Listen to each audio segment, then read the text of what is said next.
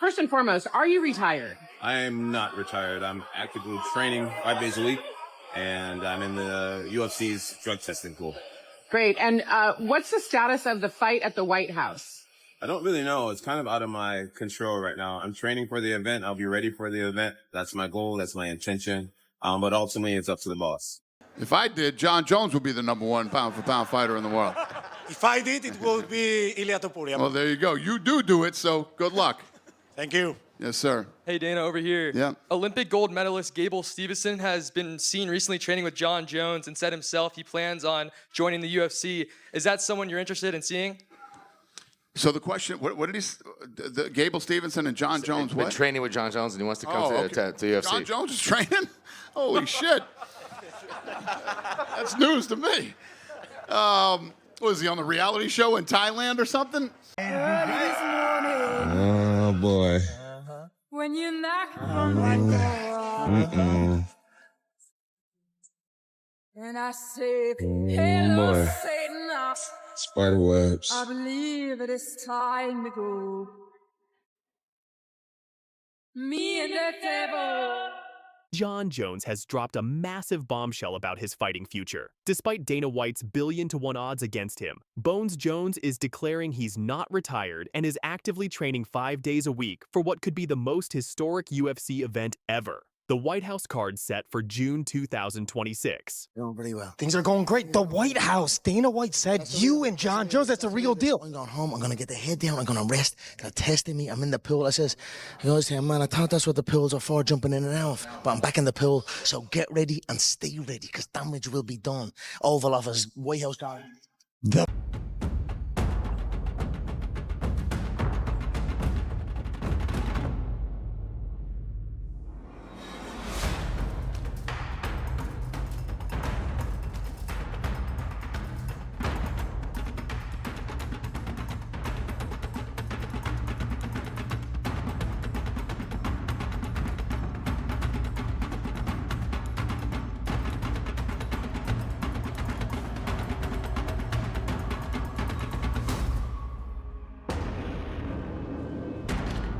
But that's not all. Conor McGregor has also thrown his hat into the ring with a cryptic Twitter post declaring McGregor's return. This raises the burning question. Are we looking at a potential dream card featuring both legendary fighters at the president's residence?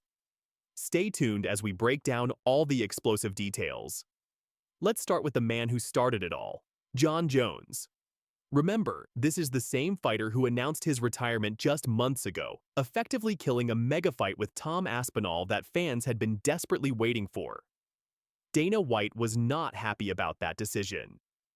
You retired, but now it seems like you're getting back into it. Yes, Can you ma'am. explain it, break it down for us a little bit? I was retired. I felt like I was at a place where I've done it all in the MMA space, and felt like there wasn't too many more challenges for me, and I just wanted to do something more than championships and money. And Donald Trump mentioned that he wanted to have a fight at the White House Garden, you know, and that just seems like such a huge opportunity. Just to be able to entertain the country and the world at this level at the White House, it just means the world to me. So I'm back. But speaking at the MTV VMAs, Jones made his intentions crystal clear, and I quote, "I am not retired. I'm actively training 5 days a week, and I'm in the UFC's drug testing pool." That's right, folks. Jones has re-entered the USADA testing pool, which means he's serious about this comeback. Jon Jones has unretired. That is correct. He says that he is now back in the testing pool. Check this out. So, of course, the UFC shares this, and this is very nice of the UFC. Jon Bones Jones, the greatest of all time. When pressed about the White House card specifically, Jones said, "I'm training for the event. I'll be ready for the event. That's my goal. That's my intention, but ultimately it's up to the boss. The boss, of course, being Dana White, and White is not making this easy for Jones. First and foremost, are you retired? I am not retired. I'm actively training 5 days a week, and I'm in the UFC's drug testing pool. Great. And what's the status of the fight at the White House? I don't really know. It's kind of out of my control right now. I'm training for the event. I'll be ready for the event. That's my goal. That's my intention. But ultimately, it's up to the boss. The UFC president has set the odds at 1,000,000,000 for Jones appearing on this historic card. Why? Because Jones has burned bridges before, backing out of the Tom Aspinall fight after reportedly agreeing to terms. White doesn't trust Jones with such a massive event, and frankly, can you blame him? What makes you confident? What makes me confident? Oh, man. I don't know, just hard work. Hard work and doing the things that people don't like to do. I think that builds confidence. Repetition builds confidence. Getting to your level, which is, I want to just say congratulations on everything you've done. Thank you. What was the biggest struggle you've dealt with in your career, but that struggle made you who you are today? The biggest struggle, you know, one thing that I'm learning in life right now is just to say yes to opportunities and not to allow insecurities or fears to hold you back. For example, just 2 days ago on Friday, I got this opportunity to be a presenter in one of the biggest shows in the world. Pretty intimidating opportunity, but I said yes, right? So I think one of the biggest things I'm working on in life right now is just saying yes, facing your fears head on. What advice would you give to someone who is afraid of facing their fears every single day? My advice would be to just do it. And oftentimes after it's done, you're going to be so glad that you did. And I do believe the best things in life are usually on the opposite side of hard work and fear. Jon, thank you so much. Congratulations on everything. Thank you. Now let's talk about this unprecedented UFC White House card. Because this isn't just any fight night. We're talking about the most ambitious MMA event in history. Originally scheduled for July 4th, 2026, America's 250th birthday, the event has now been moved up to June 2026, and the details are absolutely mind-blowing. Fighters will warm up inside the White House itself. Ceremonial weigh-ins will take place on the steps of the Lincoln Memorial. We're talking about fireworks, light shows, and festivities unlike anything the sport has ever seen. So every one of our national park, battlefields, and historic sites are going to have special events in honor of America 250. And I even think we're going to have a UFC fight. We're going to have, does anybody watch UFC, the great Dana White? We're going to have a UFC fight. We're going to have a UFC fight. Think of this on the grounds of the White House. We have a lot of land there. We're going to build a little, we're not, Dana's going to do it. Dana's great, one of a kind. Going to have a UFC fight, championship fight, full fight, like 20, 25,000 people. And we're going to do that as part of 250 also. We're going to have some incredible events, some professional events, some amateur events, but the UFC fight's going to be a big deal too. This isn't just about entertainment. This is about history. The UFC has never held an event at the White House, and with America celebrating its 250th anniversary, this card represents the ultimate fusion of American combat sports and patriotic celebration. But here's the catch. Getting on this card isn't just about being a big name. Dana White is being extremely selective because this event will be watched by millions around the world. The stakes couldn't be higher, and that's exactly why Jones's past behavior is coming back to haunt him. Just when you thought this story couldn't get more explosive, enter Conor McGregor. The Irish superstar, who hasn't fought since November 2021, took to Twitter with a simple but powerful message: McGregor's return. When the fight is going on, while the fight's happening and we're filming, one whole side of the backdrop will be the White House. We will absolutely positively put on the baddest card of all time. So what would be the dream main event? The dream main event right now would be Aspinall versus Jones. Is it possible that McGregor and Jones would fight on the same card? Could be. Now, this is huge news because McGregor, unlike Jones, seems to have Dana White's blessing. Earlier reports revealed that McGregor had exchanged direct messages with White about headlining the White House card, and White reportedly loved the idea. Think about it. McGregor might not be American, but he's arguably the biggest draw in UFC history. His return would guarantee massive pay-per-view numbers and global attention for this historic event. Plus, unlike Jones, McGregor hasn't been backing out of agreed fights recently. The question everyone's asking: could we see both McGregor and Jones on the same card? A double main event featuring two of the sport's most controversial yet captivating figures? The possibility has fans around the world losing their minds on social media. But we can't forget about the elephant in the room. Tom Aspinall, the current interim heavyweight champion, has been waiting for his shot at Jones. And this White House situation has put him on high alert. But undisputed status is disputed. That's where we're at right now. Well, somebody said an interim champion can't be in the presence of an undisputed champion, and an undisputed champion can't be in the presence of an interim champion. And that's true. They both contradicts each other completely. Of course. So we need to find out who the guy is. if it's not Jon Jones, get out of the way. I'll take the title. I'll fight someone else. Happy days. Aspinall has been vocal about wanting to unify the heavyweight titles, and with Jones actively training again, those fight negotiations could heat up quickly. If Jones does make it onto the White House card, Aspinall versus Jones would be the perfect co-main event to complement a potential McGregor return. However, Aspinall has his own upcoming title defense against Gane to worry about first. But make no mistake, he's keeping a close eye on these developments, and his team is surely preparing for the possibility of facing Jones on the biggest stage in UFC history. Question for Tom. Tom, you were originally supposed to fight Jon Jones for the belt. Now it's Cyril. So my question is simple. Considering that Jones is nearing the end and Cyril is in his prime, who do you consider the biggest test right now? Cyril's the guy I'm fighting, so he's the biggest test right now. Jon Jones is retired, so I don't really have much to say on that, to be honest. So I'm fighting this guy, and this guy's really good, so I'll be as ready as I can be. In related news that could impact Jones's White House chances, all charges against him from a February car accident in Albuquerque have been officially dropped. The Bernalillo County District Attorney's Office dismissed the case after Jones's alibi defense held up. Jones released a statement saying, "I want to thank the District Attorney's Office for carefully reviewing the facts and ultimately vindicating me completely. The simple fact is this: I was never there. I never even left my house that night, and all the evidence proved that." Keep it locked here for all the latest updates on this developing story. This is shaping up to be the fight game story of the decade, and we'll be covering every twist and turn as it unfolds. Thanks for watching, and we'll see you next time. I'd love him to have a very highly paid boxing match.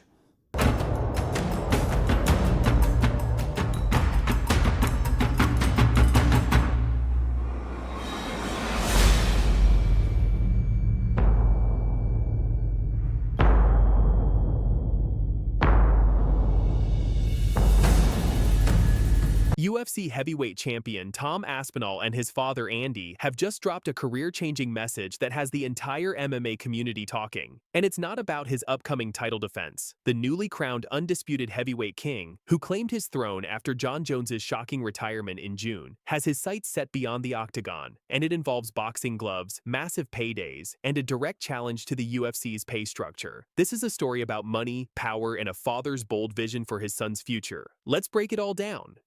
The bombshell came during a candid interview on Tom Aspinall's own YouTube channel, where his father and longtime coach Andy Aspinall didn't hold back about their plans. "I'd love him to have a very highly paid boxing match for the money. The money's there, and I don't see why somebody as talented as Tom shouldn't have a piece of that money when the boxers are getting 100 times more." Andy Aspinall. The money. I'd love him to have a very highly paid boxing match. For the money. You know, the money's there, and I don't see why somebody as talented as Tom shouldn't have a piece of that money when the boxers are getting 100 times more than 100 times more. But here's where it gets even more explosive. Andy Aspinall took direct aim at the UFC's compensation structure, stating bluntly, "The UFC ain't paying that type of money." The UFC ain't paying that type of money. This isn't just wishful thinking from a proud father. This is a calculated business statement from the man who's coached Tom since he was a child and helped guide him to the pinnacle of mixed martial arts. The timing couldn't be more significant. Tom Aspinall is set to make his first undisputed title defense against Gane at UFC 321 in Abu Dhabi on October 25th. But even with championship gold around his waist, his camp is already looking beyond the octagon for what they see as the real money. All right, now, UFC 321, October 25th, Etihad Arena in Abu Dhabi. Tom Aspinall will face Gane. Aspinall has 15 wins, and all of them are by finish. Gane is the #1 ranked heavyweight. You can go to, tickets go on sale this Friday. Let's talk numbers, because that's what this is really about. Andy Aspinall didn't mince words when describing the financial disparity between boxing and MMA. According to Andy, boxers are earning more than 100 times more than UFC fighters. To put this in perspective, while top UFC champions might earn millions per fight, boxing's biggest stars regularly command $20 to $50 million purses, sometimes even more. Francis Ngannou proved this point when he left the UFC heavyweight championship behind to pursue boxing riches, reportedly earning around $10 million for his debut against Tyson Fury, potentially more than he made in his entire UFC career. So what was the holdup with the UFC? Like, what led you to not sign? There was a lot of frustration over the years. I think since my fight against Stipe, my first fight against Stipe, my relation with the UFC had never been the same. Really? I felt like I wasn't in the right place. Then I get the Derek Lewis fight, who was like the worst fight, and that didn't hurt me at all. You win the Cyril Gane fight. Then what happened? I have no guarantee that signing this contract, I will not get into what I have been to in the past 3 years. So how about we change something that will make me feel secure? And what did you want to change? A lot of things. But here's the kicker. Andy Aspinall revealed something shocking about his son's current earnings compared to other athletes. An American footballer. He's earning a tiny fraction of what they're earning, and he's one of the best in the world at doing what he does and not getting paid enough. An American footballer who we've talked to when we're in America, he's earning a tiny fraction of what they're earning. And he's one of the best in the world at doing what he does and not getting paid enough. This raises serious questions about fighter pay in the UFC, especially when we're talking about the heavyweight champion of the world potentially being out-earned by mid-tier American football players. This isn't just talk. The Aspinalls have a strategic plan mapped out. Andy outlined a clear timeline for his son's immediate future that could set up a massive boxing payday. October 2025, UFC 321 versus Cyril Gane in Abu Dhabi. Tom Aspinall will face Cyril Gane. Aspinall has 15 wins, and all of them are by finish. Gane is the #1 ranked heavyweight. UFC 321, October 25th, Etihad Arena in Abu Dhabi. Andy's ultimate goal, simple and direct. Get the money, get the glory, and get out, with Tom's health intact. The strategy is reminiscent of what we've seen with other MMA stars. Conor McGregor proved the crossover model works with his massive payday against Floyd Mayweather.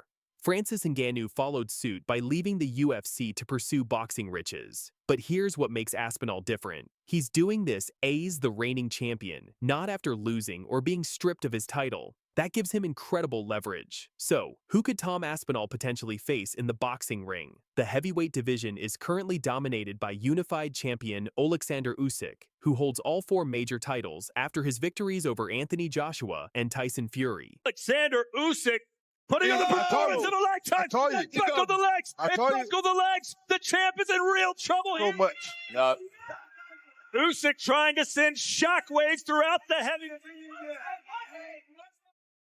Not give one shot, or not take one shot, but he has to give. Interestingly, Usyk has previously expressed interest in trying MMA, which could set up the ultimate 2-sport crossover. Aspinall boxing Usyk, then Usyk entering the octagon. Other potential opponents could include Tyson Fury, if he returns from retirement, Anthony Joshua, looking to rebuild, Deontay Wilder, always a knockout threat. The appeal for boxing promoters is obvious. Aspinall brings legitimate knockout power and an undefeated record as UFC champion. His highlight reel of 1-minute knockouts proves he has the finishing ability that boxing fans crave. This puts the UFC in a difficult position. They've just crowned a new heavyweight champion after Jon Jones' retirement, and now his team is already publicly discussing an exit strategy. The problem for Tom Aspinall a lot of the time was not only finding trade. Oh! What a finish! That's it! Wow! Knockout for Tom Aspinall in his debut! Got ourselves a prospect. Beautiful. Knee to the midsection. Bang, bang. 1-2 follows right on the chin. He just did not stand a chance. As soon as that knee landed, bang, right into the midsection on 1-2. Very nice. And he measured the right hand early as well. Dana White and the UFC brass have historically been resistant to allowing their biggest stars to pursue boxing while under contract. But the Aspinalls aren't asking for permission. They're making a statement about fair compensation. The broader implications are massive for the sport if the reigning heavyweight champion can't be adequately compensated by the world's premier MMA organization. What does that say about the entire fighter pay structure? This could be the catalyst for significant changes in how the UFC approaches compensation for its biggest stars, especially champions who have proven their drawing power. Tom Aspinall's father has thrown down the gauntlet, not just to potential boxing opponents, but to the UFC itself. The message is clear. Pay your champions what they're worth, or risk losing them to boxing's lucrative landscape. With Aspinall set to defend his title in just 7 weeks against Cyril Gane, all eyes will be on Abu Dhabi. But the real question isn't just whether he'll win. It's whether this victory will be his last in the octagon before pursuing those boxing millions. Will the UFC step up with a mega deal to keep their heavyweight champion? Or will we witness another exodus of top talent to the boxing world? One thing's for certain. Andy Aspinall's bombshell has changed the conversation around fighter pay and career strategy in combat sports forever. We'll continue following this developing story. For now, this has been your Combat Sports Update. Stay tuned for more breaking news. But Tom's gigantic as well. He's big, he's light on his feet, he can move. I always say he's like a heavyweight Muhammad Ali, or mixed martial arts Muhammad Ali, or a heavyweight George St. Pierre. He can grapple, he can do it all. And we saw what happened against with Cyril Gane against Jon Jones. So more than likely, I mean, I heavily lean towards Tom Aspinall in this fight, but it's mixed martial arts. If Cyril can stop the takedowns, then this gets very interesting.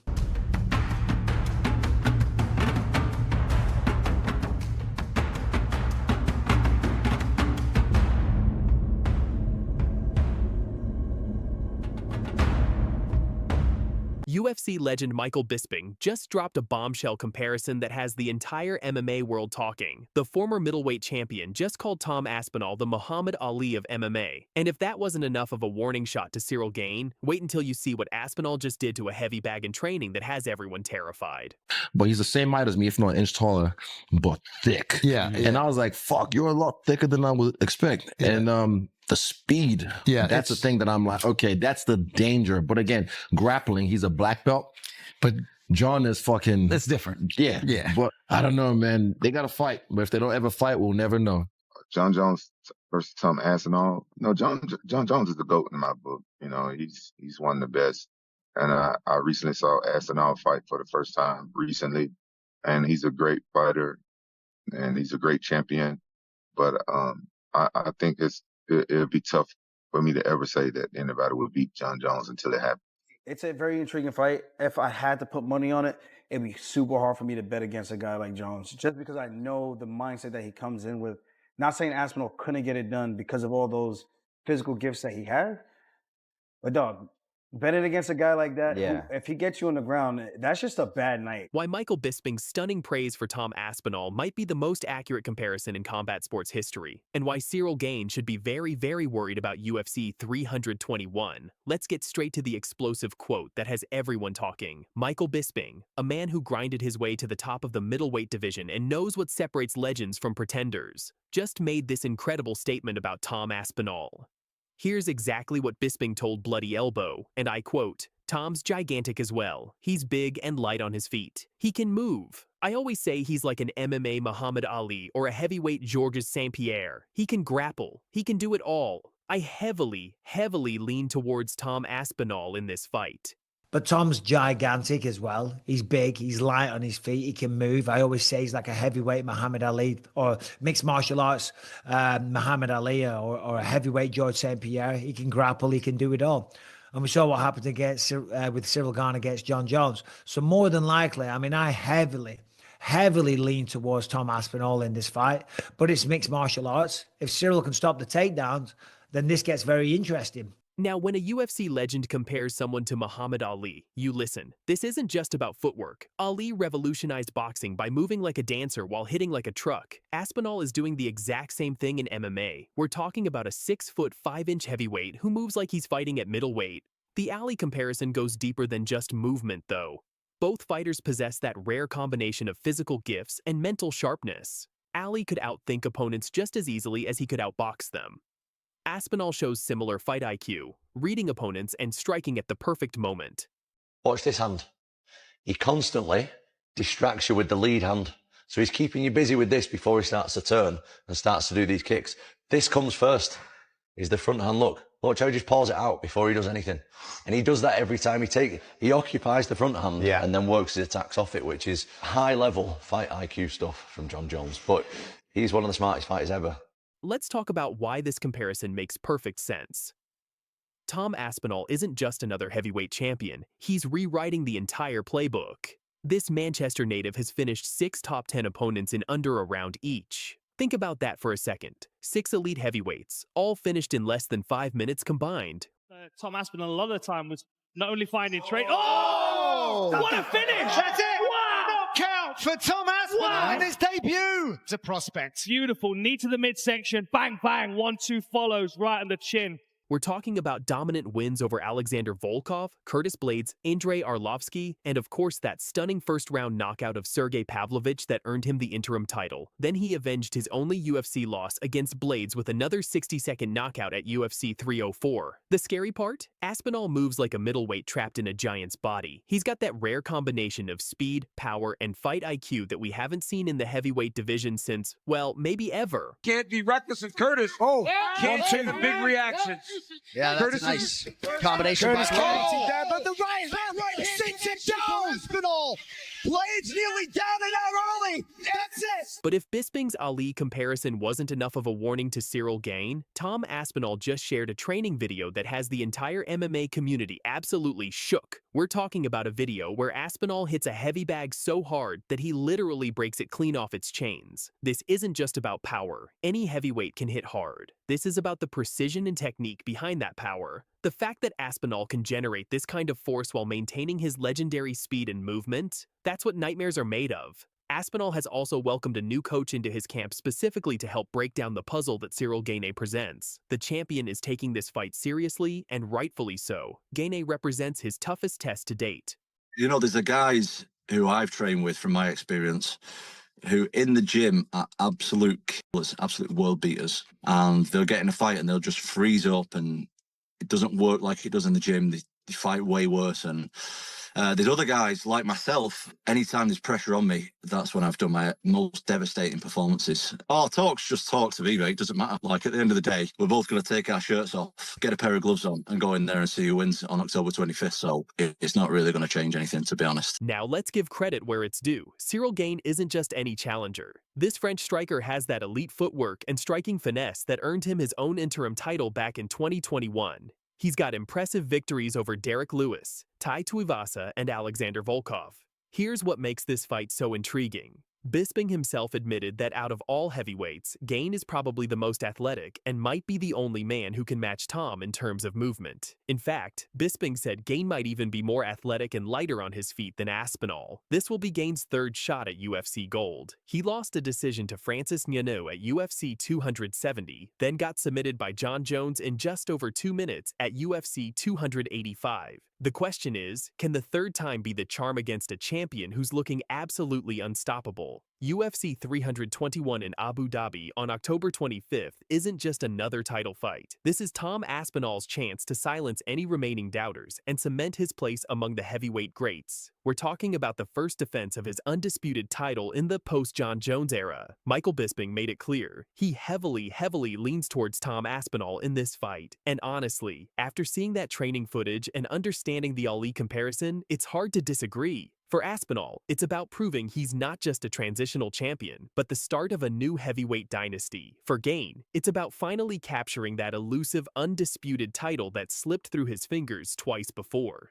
So what do you think, fight fans? Is Michael Bisping spot on with that Muhammad Ali comparison? Can Cyril Gane solve the Aspinall puzzle that no one else has figured out? Drop your predictions in the comments below. If you enjoyed this breakdown, smash that like button, subscribe for more MMA news and analysis, and hit that notification bell so you never miss when we drop the latest fight breakdowns. UFC 321 is shaping up to be an absolute banger, and we'll be covering every angle as we get closer to fight night. To this day, he gave Jon Jones some serious fucking trouble, and Jon destroyed his legs. He needed double knee surgery after that fight. What was going through your mind when you did that jumping side kick? Looked like you were aiming for Thiago Santos's knee. Thiago was trying to break my jaw tonight. He was trying to give me brain damage tonight. And if a guy can give you a stutter for the rest of your life or memory loss, I think an even trade-off is to give him a lump for the rest of his life. That's just the game we play. This is one of the greatest quotes ever when he was in a press conference with Daniel Cormier after their first fight. He goes, I beat you after a weekend of game.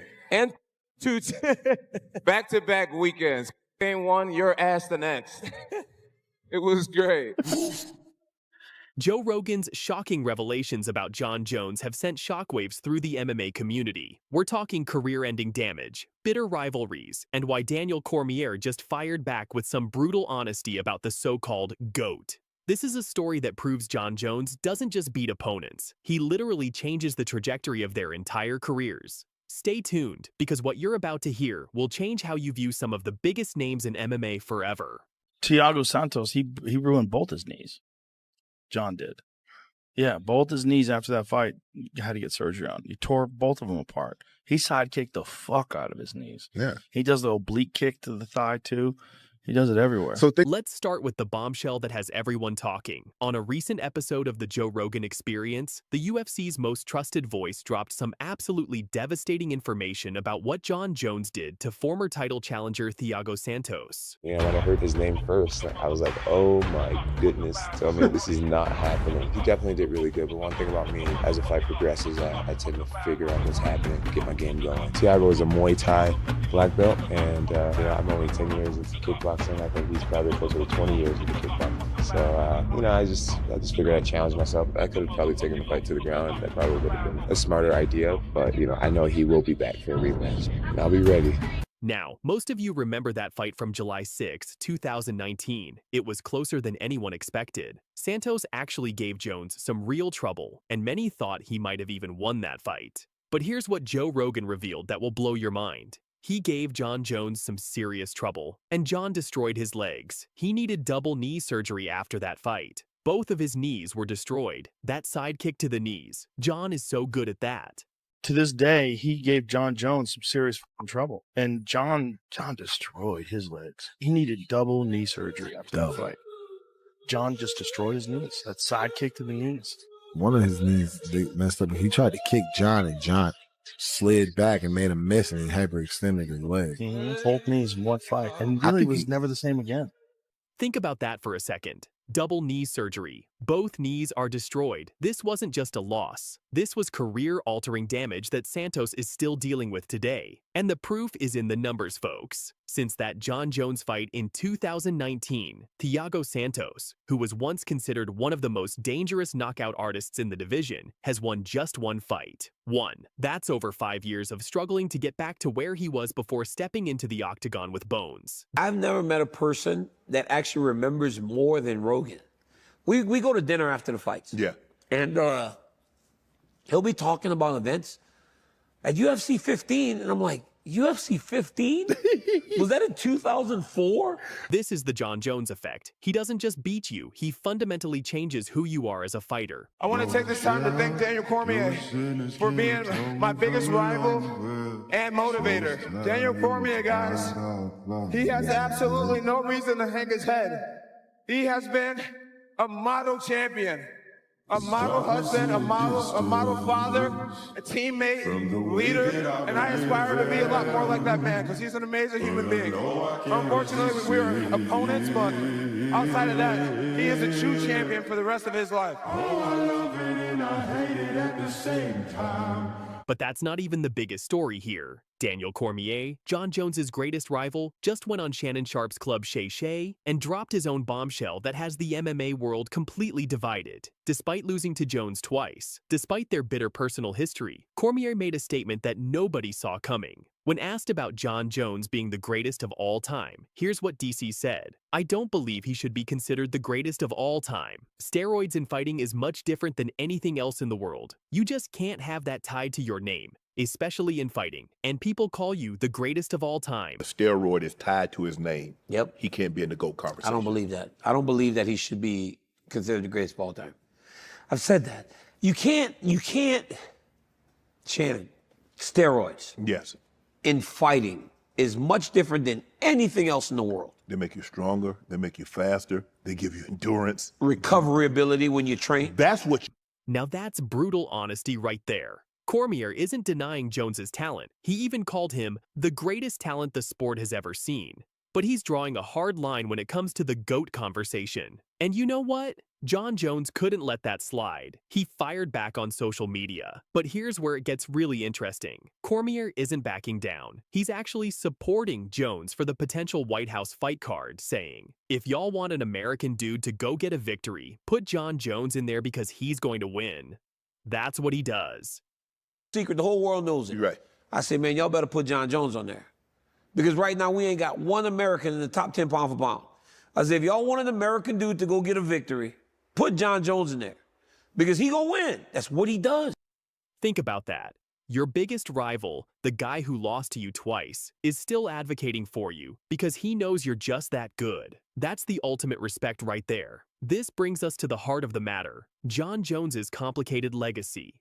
On one hand, you have cases like Thiago Santos, where Jones's fighting style literally ended a man's prime years. The oblique kicks, the wrestling, the ground control. Jones doesn't just win fights, he takes years off careers. Jon Jones is the pound-for-pound best fighter in the world and the greatest fighter fucking ever. Period. End of story. This fucking guy destroyed the best heavyweight in the division. Easily made it look like nothing. Hello, John. I have nothing against you personally, but I just think I'm better than you. I just know that I can beat you in a fight. So I'm coming for it.